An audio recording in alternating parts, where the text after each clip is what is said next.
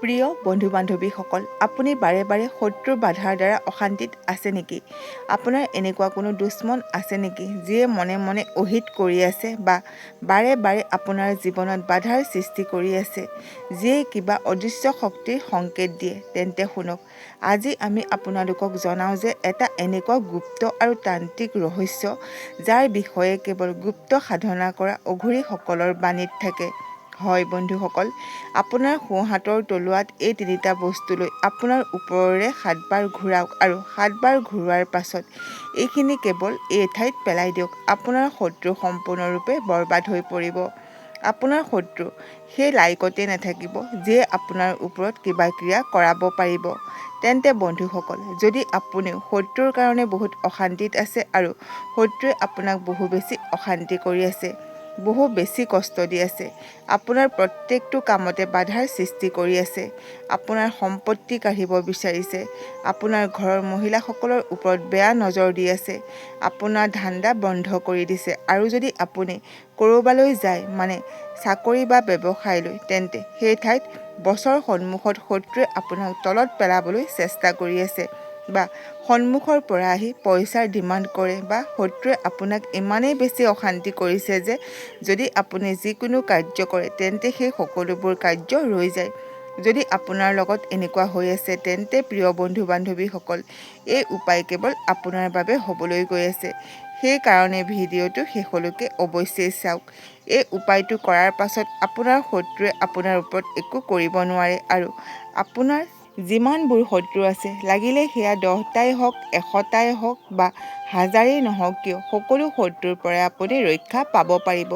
তেন্তে বন্ধুসকল, কেনেকৈ এই উপায়টো কৰিব লাগিব, কোন দিনাখন কৰিব লাগিব, কেনেদৰে কৰিব লাগিব, সম্পূৰ্ণ এই ভিডিঅ'টোত জানিব পাৰিব। তেন্তে আহক জানো এই উপায়টো কেনেকৈ আৰু কোন দিনাখন কৰিব লাগিব। চাওক, উপায় কৰাৰ দিন হ'ল বুধবাৰ, বৃহস্পতিবাৰ আৰু শনিবাৰ। এই 3 দিন এনেকুৱা হয় যেতিয়া আপুনি এই উপায়টো কৰিব। এই 3 দিনৰ ভিতৰত আপোনাৰ যেতিয়াই সময় ওলায়, যি দিনাই সময় ওলায়, সেই দিনটোতে আপুনি বাছি ল'ব আৰু সেই দিনাই আপুনি এই উপায়টো কৰিব। তেন্তে সৰ্বপ্ৰথমে এই উপায়টো কৰিবলৈ আপুনি কি কৰিব লাগিব? আপুনি এই 3টা বস্তু ল'ব লাগিব। এই 3টা বস্তু কি কি হয়? আপুনি জালুকৰ নাম নিশ্চয় শুনিছে। জালুকে আপোনাক শত্ৰুৰ পৰা ৰক্ষা কৰিব পাৰে, মানে শত্ৰু নাশ কৰিব পাৰে। শত্ৰুৰ পৰা আপোনাক বচোৱাৰ কামো কৰিব। যিদৰে ইয়াক খোৱা খাদ্যত ব্যৱহাৰ কৰা হয়, ঠিক সেইদৰে শত্ৰু নাশৰ ক্ষেত্ৰতো ইয়াক প্ৰয়োগ কৰিব পৰা যায়।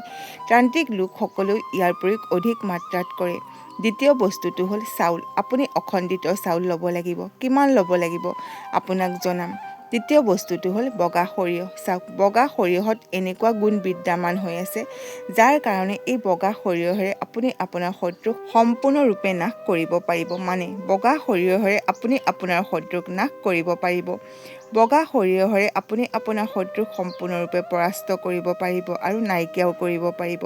যদি আপুনি বগা সৰিয়হৰ প্ৰয়োগ কৰে, তেন্তে তাৰ দ্বাৰা আপোনাৰ জীৱনত বহুত ডাঙৰ লাভো হ'ব পাৰে, আৰু যিবোৰ শত্ৰু আছে সেইবোৰ সম্পূৰ্ণৰূপে নষ্ট হৈ পৰিব। এতিয়া চাওক, প্ৰয়োগ কিদৰে কৰিব লাগিব। সৰ্বপ্ৰথমে আপুনি জালুক ল'ব লাগিব 11টা। তাৰ পাছত আপুনি ল'ব লাগিব এটা পাত্ৰ।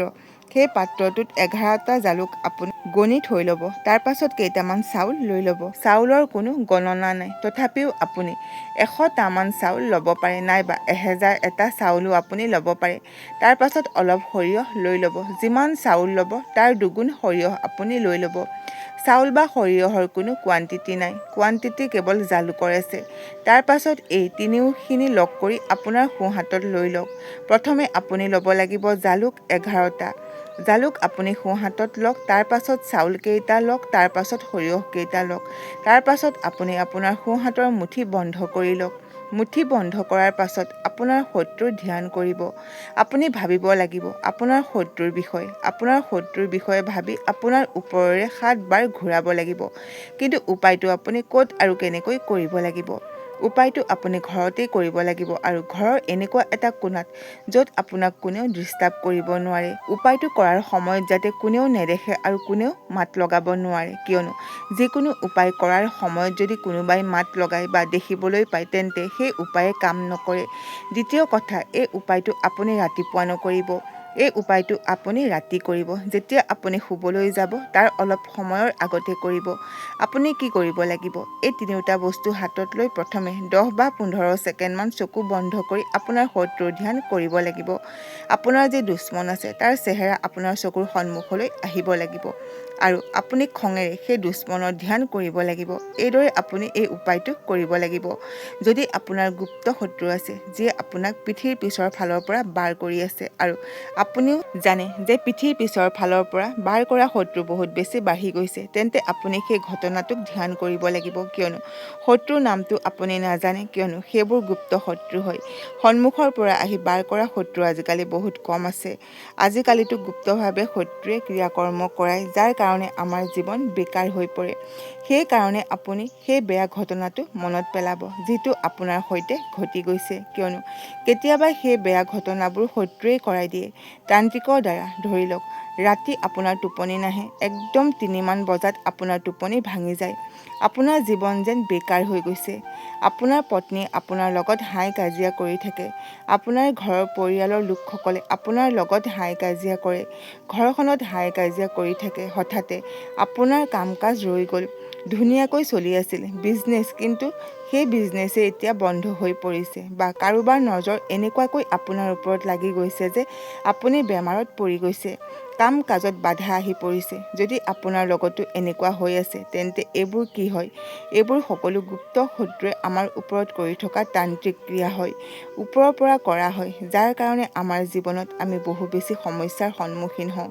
যদি আপুনি ভাবে যে আজি আপুনি এই সমস্যাৰ পৰা বাচি থাকিব বিচাৰে, তেন্তে আপুনি চকু বন্ধ কৰি সেই ঘটনাটো মনত পেলাব যিটো আগতেই আপোনাৰ লগত ঘটি গৈছে। তাৰ পাছত আপুনি আপোনাৰ হাতত লৈ থকা জালুক, চাউল আৰু বগা সৰিয়হখিনি আপোনাৰ মূৰৰ পৰা ভৰিলৈকে 7 বাৰ ঘূৰাই লওক আৰু তাৰ পাছত আপুনি গুচি যাওক আপোনাৰ শৌচালয়লৈ আৰু শৌচালয়লৈ গৈ আপুনি এইখিনি পেলাই দিয়ক। ৰাতি যেতিয়া শুবলৈ যাব তাৰ আগে আগে আপুনি এই উপায়টো কৰিব। তাৰ পাছত যেতিয়া আপুনি পিছৰ দিনা ৰাতিপুৱা শোৱাৰ পৰা উঠিব, তেতিয়া আপুনি আপোনাৰ শত্ৰুৰ বেয়া খবৰ শুনিব, মানে শত্ৰুক আপুনি পস্তুৱা দেখিবলৈ পাব। এই উপায়টোৰ দ্বাৰা আপোনাৰ শত্ৰু দূৰ হৈ পৰিব, শত্ৰুৱে আপোনাৰ লগত শত্ৰুতা কৰিবলৈ এৰি দিব। গতিকে এই উপায়টো অৱশ্যেই কৰি চাওক, কাৰণ তন্ত্ৰ আৰু টোটকা শক্তি আৰু আস্থাৰ ওপৰত আধাৰিত হয়। যিকোনো উপায় কৰাৰ আগতে মনত বিশ্বাস আৰু দৃঢ় নিশ্চিত হ'ব লাগে, তেতিয়াহে ই প্ৰভাৱিত হয়। আশা কৰিলোঁ আজিৰ এই ভিডিঅ'টো আপোনালোকৰ ভাল লাগিল। যদি ভাল লাগিল তেন্তে আমাৰ এই চেনেলটো লাইক কৰক, শ্বেয়াৰ কৰক আৰু লগতে আমাৰ এই চেনেলটো ছাবস্ক্ৰাইব কৰি দিয়ক। আজিলৈ ইমানেই। শুনি থাকক জ্ঞানৰ